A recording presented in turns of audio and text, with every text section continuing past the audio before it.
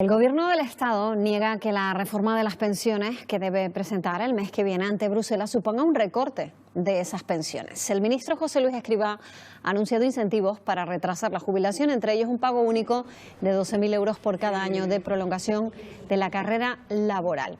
Eso sí, el grueso de la reforma aún no se ha concretado.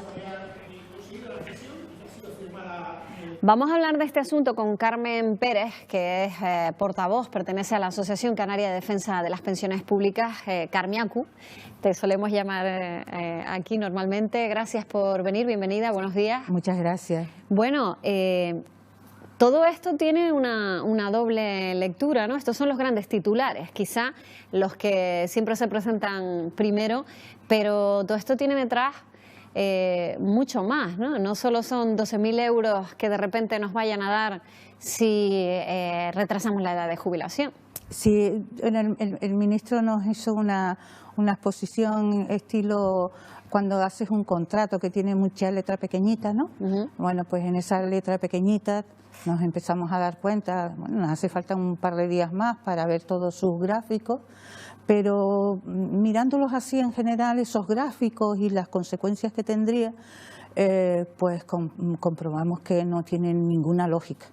Y la única lógica a la que responde todas estas propuestas viene a ser, él dice que no hay recortes, nosotros decimos que lo que se hace es penalizar aún más el acceso a un derecho que es el derecho a jubilarte, el derecho a tener una vejez activa, pero no en el sentido de que plantea este señor, sino una vejez activa después de muchos años trabajando para poderla disfrutar, ¿no?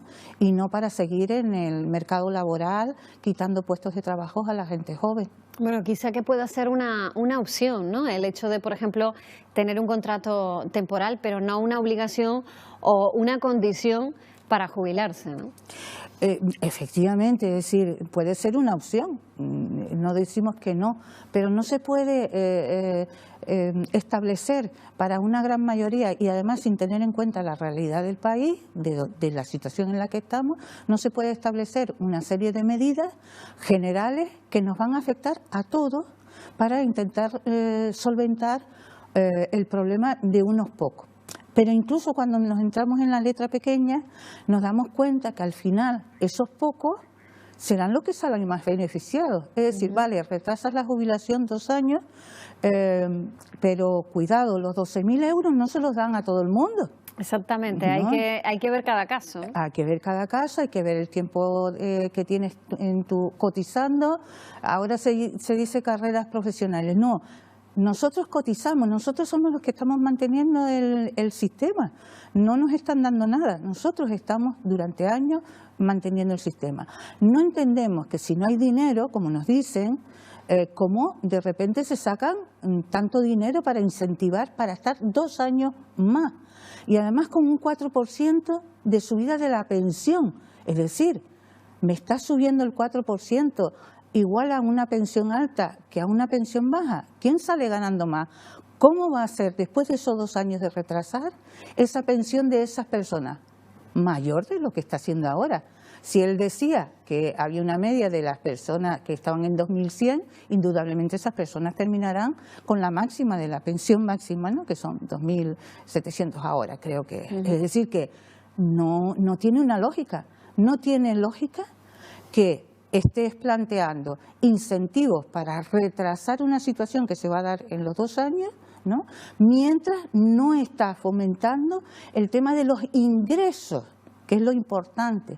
Y hay una medida que también ha quedado en la letra pequeña, que es que exonera de cuotas a trabajadores y empresarios cuando entras en esa situación. ¿No se entiende?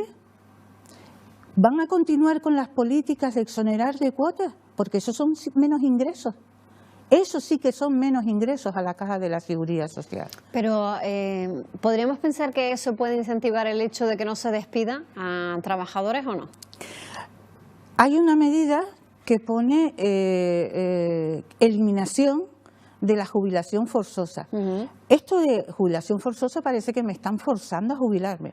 No, no nos equivoquemos. Si miramos la historia, la reivindicación de la clase trabajadora ha sido la de poner precisamente unos límites de edad, porque había un momento que si tú no tienes límites de edad, cuando tú ya dejas de rendir, porque dejas de rendir, y más en determinados trabajos, lo que hacen es despedirte. Claro, si ahí está la clave, ¿no? Claro, ¿Qué trabajo también estás ejerciendo? Indudablemente. Si tú no pones límites para jubilarte, la otra opción es que te despidan, y que te despidan a esa edad. ¿De qué estamos hablando? Es que aquí no se nos puede estar engañando y poniendo medidas como muy parcheadas, unas que no tienen sentido, que se contradicen unas con otras, ¿no? Claro, en cualquier caso, todo esto es un proyecto. Los sindicatos, de hecho, ya se han manifestado, lo hablábamos hace un momento, han mostrado su descontento con esta situación y han dicho que ellos no forman parte, en cierto modo, de esta negociación que está abierta, ¿no? Nosotros hemos catalogado este tipo de cosas como los globos sondas que nos está acostumbrando mucho ya el ministro Escrivá, ¿no? Son globos sondas que suelta, después los niega, pero los suelta, los dice, los lleva incluso a la recomendación del Pacto de Toledo.